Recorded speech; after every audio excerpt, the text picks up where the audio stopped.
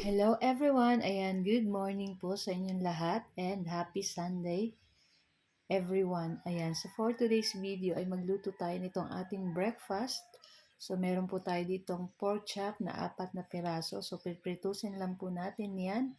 And syempre, nagluluto rin po tayo ng sunny side up egg. Saka syempre, hindi mawawala yung ating fried rice. So tara na guys, at samahan niyo pa ako magluto and enjoy watching po. So kung bago pa lang po kayo sa aming page, huwag niyo po sanang kalimutan mag-like at mag-follow para palagi po kayong updated sa aming mga bagong video na i-upload.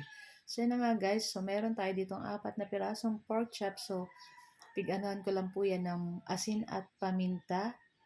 Yun lang yung ating nilagay po dyan. Tapos syempre ayan, ipiprito po natin lang sa ganyang karaming mantika. Medyo marami-rami pong konti pero hindi naman po deep fry. Ayan. So babalik-baliktadin lang po natin iyan hanggang maluto side to side. So yung apoy po natin is hindi po masyadong malakas. Ayan. Kumbaga ay nasa medium fire lang yung ating apoy dyan. At yan. So brown at luto na rin ito guys. So maya-maya pwede natin tong ahunin. Masarap po sa pork chop is malutong-lutong pa yung taba or yung balat nitong ating pork chop. So yung ganito guys, ayan, pwede na po natin yan hanguin.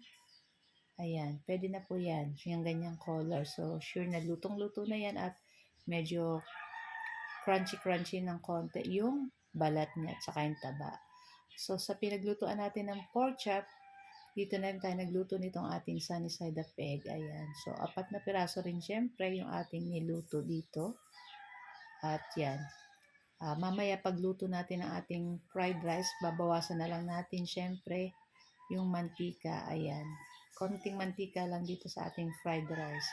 So syempre nilagay na natin dyan yung ating bawang at iginisa na natin. At pagkatapos syempre ilalagay na rin natin dito yung ating natirang kaning bahaw or yung ating leftover rice. Ayan. So masarap po sa fried rice ay maraming bawang. Kaya medyo maraming bawang natin dyan. So, halu-haluin lang po natin. Ayan, lulutuin lang natin dyan yung ating rice.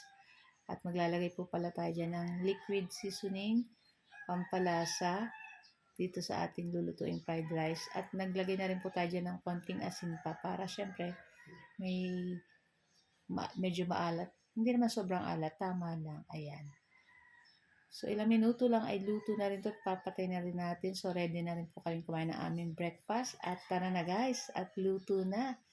So guys, ito lang po ang aming video today at sana po ay nag-enjoy kayo. Thank you guys for watching and see you our next video again. So tara na guys at kainan na. Yummy! Ciao!